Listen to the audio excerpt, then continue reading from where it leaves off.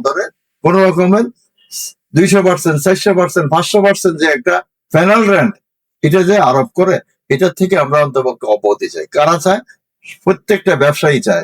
আমাদের ইতিপূর্বে 2024 এবং 25 এবং 26-এর যে অর্থ বছরের বাজেট ছিল 7,90,000 কোটি টাকা। বাংলাদেশ আওয়ামী লীগের সরকার আমলে আমাদের বাজেট ছিল 7,97,000 কোটি টাকা। তত্ত্বাবধায়ক সরকার ডক্টর ইউনূসের সময়ে সেটাকে 7,000 কোটি টাকা কমিয়ে 7,90,000 কোটি টাকা বাজেট ঘোষণা করেছিলেন। আমাদের বর্তমান যে সরকার গঠিত হয়েছে বৈষম্য বিরোধী ছাত্র আন্দোলনের পরে, তারপরে তাদের মন্ত্রণালয় 2024 এবং 2027 সে যে অর্থ বাজেট ঘোষণা করেছে তা হচ্ছে 9,38,000 কোটি টাকা। এই বাজেট আপনারা ব্যবসায়ী হিসাবে আপনাদের ব্যবসার উপরে কোনো চাপ সৃষ্টি হবে কিনা এই বিষয়টি আমরা জানতে চাচ্ছি। আপনাকে ধন্যবাদ, আপনার এই কথাগুলো খুবই মূল্যবান কথা বলছেন। আমি যে কোনো সরকার চলতে গেলে বাজেট ছাড়া কোন সরকার চলতে পারে না, এবং বাজেটে সরকারের মূল মন্ত্র। 2023-2024 এটা ছিল যে আগেকার সরকারের, এবং 2025-2026 ছিল যে তত্ত্বাবধায়ক সরকার অথবা ইউনিট সরকারের আমলের। ইউনিট সরকার এখন বর্তমান সরকার, দুইটা সরকারে আপনারা দেখতেছেন যে এরা হলো যে ক্ষণস্থায়ী সরকার ছিল। তো এখন বর্তমান সরকার আমরা কিন্তু ওদেরকে ভোট দিয়ে নির্বাচিত করেছি। তাদের উপরে আমাদের আস্থা এবং নির্ভরশীলতা অনেক কিছু, আমাদের জনগণের অনেক প্রত্যাশা ওনাদের উপরে, কারণ ওরা 5 বছরের জন্য এই ক্ষমতায় এখানে আসছেন, অথবা তারা আমাদের দেশটাকে পরিচালনা করার জন্য আসছেন। আমরা তাদেরকে ধন্যবাদ জানাই। আমি ধন্যবাদ জানাই এই জন্য, বর্তমান সরকার আসার 3-4 মাসের মধ্যে একটা বাজেট দেওয়া এবং বাজেটকে জনবান্ধব একটা বাজেট সৃষ্টি করা, এটা কিন্তু চ্যালেঞ্জের বিষয়।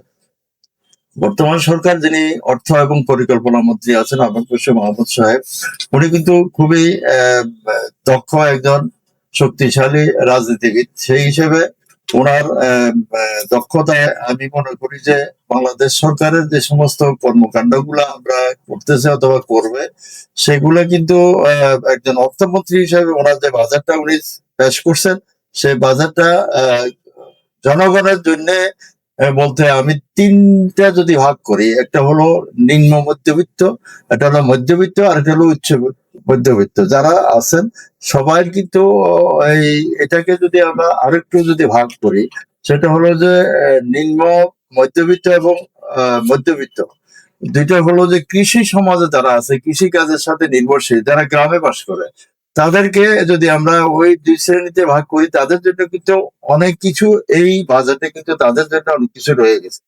তাদের কাছে সরকার আপনার যে কৃষি কার্ড, তাদেরকে ফ্যামিলি কার্ড, তাদেরকে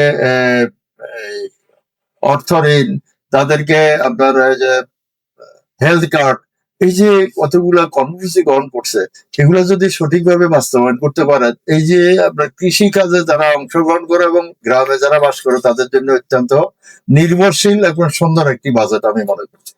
এখন আসতেছি যে আমরা যারা শহরে বাস করি অথবা শহরের জন্য ক্ষুদ্র, মাঝারি এবং উচ্চ যারা শিল্পে অথবা ব্যবসায় যারা জড়িত আছে, তাদের মধ্য থেকে ক্ষুদ্র যারা ব্যবসায়ী আছে, তারা কিন্তু এতটুকু এখনো পর্যন্ত বুঝে উঠতে পারে নাই যে তাদেরকে কি পরিমাণ কর দিতে হবে, কি পরিমাণ ভ্যাট দিতে হবে, অথবা তাদের উপরে কি পরিমাণ ইনকাম ট্যাক্স আরোপিত হবে, সেটা এখনো তারা বুঝে উঠতে পারে না। এখনো পর্যন্ত বাজেটের উপরে কিন্তু জাতীয় সংসদে এখনো কিন্তু তর্ক বিতর্ক চলছে। এটা হয়তো অ্যামেন্ডমেন্ট করে কিছু একটা আমাদের উপরে আসবে, অথবা আমাদের উপর আরোপ করবে এসআর উপরে, অথবা যেভাবে হোক আমরা পাবো।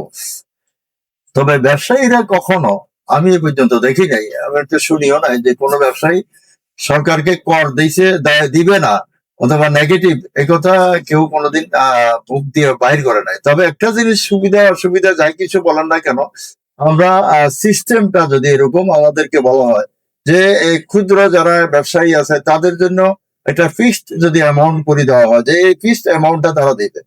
তারপরে মাঝারি যারা ব্যবসায়ী আছে তাদের যদি এরকম একটা মাঝারি তাদেরকে এরকম ফিক্সড করে দিয়ে দেওয়া হয়, তারা এগুলা দিলে এরপরে কেউ কাউকে তাদেরকে আপনার ডিস্টার্ব করবে না, কেউ কোনো দ্বিতীয়বার আর প্রশ্ন করবে না। এ ধরনের যদি হয় তাহলে সেক্ষেত্রে এই দুইটা শ্রেণীর ব্যবসায়ীরা কিন্তু কর দিবে, এবং কর দিয়ে কোনো রকম প্রশ্ন উঠতে হবে না অথবা উত্থাপিত হবে না।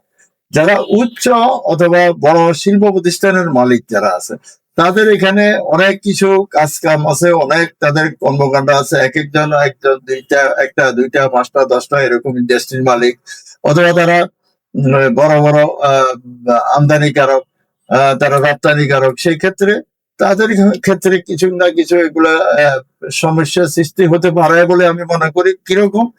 এই যে এরা বছরের পরে যায় যদি রিটার্ন সাবমিট করতে যায় তাহলে দেখা গেছে এটা একটা হিমশিম খাইতে হয়।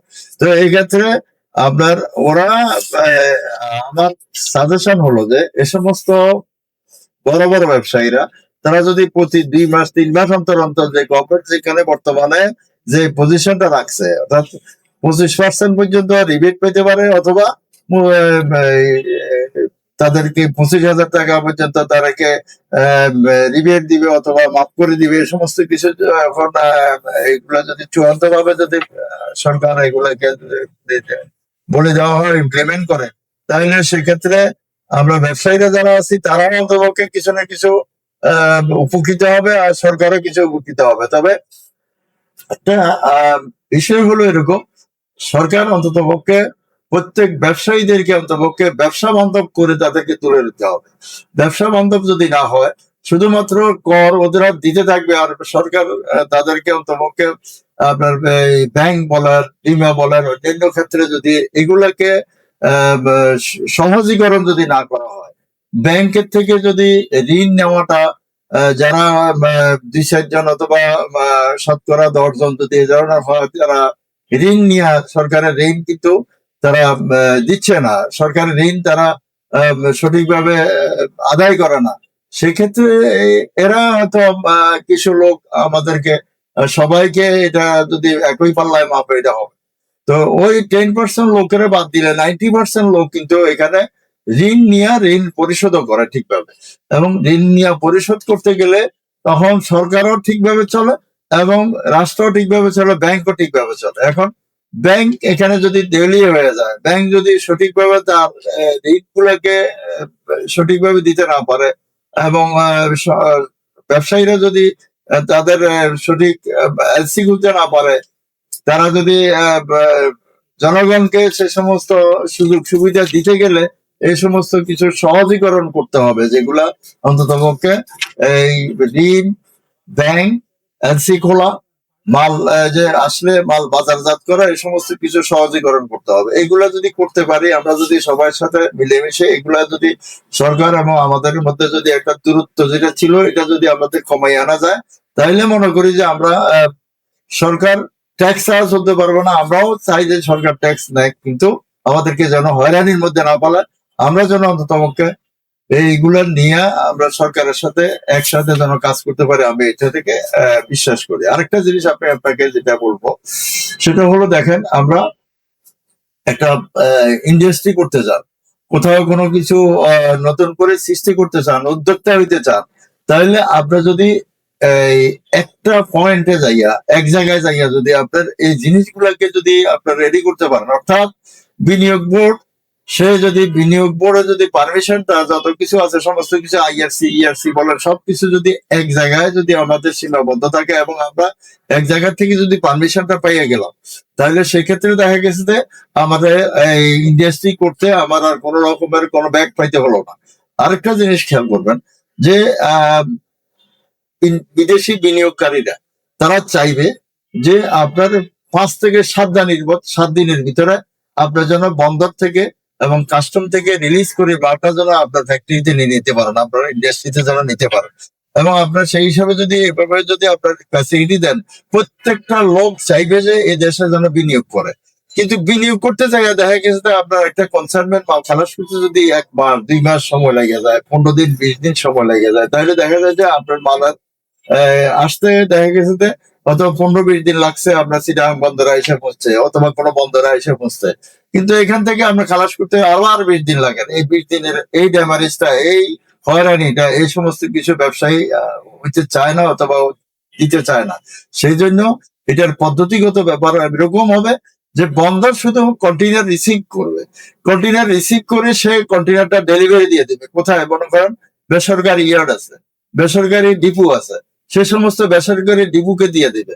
এবং আমরা চাইবো যে এই সমস্ত কন্টেইনার, কি পরিমাণ কন্টেইনার তার কাছে এগুলো মজুদ থাকবে, এই সমস্ত কন্টেইনার গুলো যদি সঠিকভাবে আমরা আমাদের আমদানিকারকের এই পলিসির মধ্যে, অথবা সরকার যদি এই ধরনের পলিসি তৈরি করে যে বন্দর থেকে আমরা কন্টেইনার গুলো সরাই আমাদের কোনো একটা জায়গায় আমরা নিয়ে গেলাম এবং একটা পয়েন্ট থেকে আমরা মালগুলা ডেলিভারি দিলাম, তাহলে কি হচ্ছে যে আমরা বন্দরে কোনো রকমের 200%, 400%, 500% যে একটা ফাইনাল রেন্ট এটা যে আরোপ করে, এটার থেকে আমরা অন্তপক্ষে অব্যাহতি চাই। কারা চায়? প্রত্যেকটা ব্যবসায়ী চায়, প্রত্যেকটা ইন্ডাস্ট্রিয়ালিস্ট চায়। তো এই ক্ষেত্রে আমাদেরকে চাই যে সহজীকরণ কিভাবে হবে। আর কাস্টমে যান, আপনি কাস্টমে একদিন আজকে ডকুমেন্ট সাবমিট করলেন, আপনার এখানে 15 দিন লাগতেছে এটাকে ক্লিয়ার করতে। কেন আমি 15 দিন ক্লিয়ার করবো? আমি 5 দিনের ভিতরে চাই। এই 5 দিনের ভিতরে আমার, যেহেতু অর্থমন্ত্রী বলছে যে আমার 4 থেকে 5 দিনের ভিতরে মাল আমার খালাস করতে হবে কাস্টম এবং বন্দর থেকে, তো এটা আমরা করতে পারতেছি না কেন? এটা কারা করবে? আমরাই করবো, আমাদের মতো লোকেরা করবো। আমাদের মতো যারা আছে সন্তানেরা, যারা এই কাস্টম এবং বন্দরের মধ্যে যারা চাকরি করে অথবা বর্তমানে যারা এখানে কর্মকর্তা কর্মচারী আছেন, এরাই করবে, এদেরকে দিয়েই আমরা করাইতে হবে। আর আরেকটা জিনিস আমি নিজে ব্যক্তিগতভাবে একটা জিনিস মনে করি যে এখন বন্দর এবং কাস্টমের মধ্যে যে সমস্ত এই অবস্থানটা আছে, এই অবস্থানটা যদি সহজীকরণ করতে হয়, আমি প্রায় আমি স্বপ্ন দেখি যে 20 থেকে 50,000 লোক এখানে আমরা কর্মসংস্থান করতে পারি। এই বেতন দিয়েই তারা চলবে, এই বেতন দিয়েই তারা খাবে এবং এই বেতন দিয়েই আমাদেরকে ওরা চলতে থাকবে। এবং আমরা এই যারা ব্যবসায়ী আছি, ব্যবসায়ীরাও চাই যে এখানে 4 থেকে 5 দিনের ভিতরে অথবা 1 সপ্তাহের মধ্যে আমার মালগুলা খালাস করে আমাদেরকে দিয়ে দেওয়া হোক। HM Expert B500 CWR স্বাধীনতার সুবর্ণ জয়ন্তীতে নতুন বাংলাদেশ গড়ার প্রত্যয়। HM Steel